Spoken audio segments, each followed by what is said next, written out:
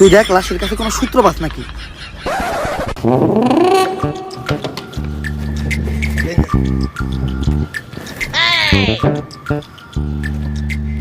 Sir কোনো সূত্রই তো পাইলাম না।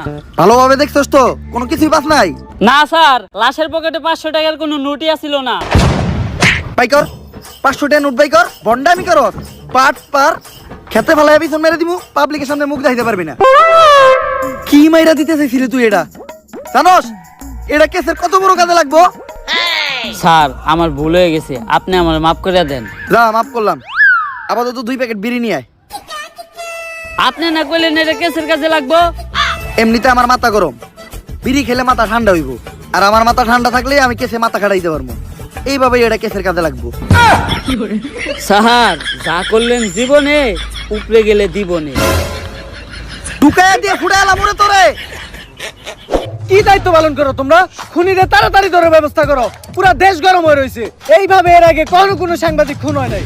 স্যার খুনগুলো অনেক অলৌকিক ভাবে হইতাছে। এই এরিয়াতে যখনই কোনো সাংবাদিক ঢুকতাছে তখনই ওরা মেরে লাইতাছে, আর কোনো চিহ্নও রাখতাছে না। স্যার এই যে আপনার বিড়ি। আর বাকি যেটি আবার চডি টেহা পাচ্ছে উল্টা, আরো আমার 80 টাকা ভরার লাগছে, আমার 80 টাকা দেন। এত টিয়া লাগলো কে? স্যার বিড়ির দাম বাড়ছে। ল দোকানদারে যাই দিগামু। আরে স্যার আমি তো মজা করছি, বিড়ি কিনছে 80 টাকা দেয়া, এই যে আপনার 420 টাকা বাড়ছে। বাট পার ঢুকাইয়া দিয়ে ফুড়ে এলাম। আরে বেটা ফাও পেচাল বাদ দিয়ে খুনিরে কেমনে ধরা যায় ওইটা চিন্তা কর। স্যার খুনিরে ধরার বুদ্ধি একটা আমার কাছে আছে।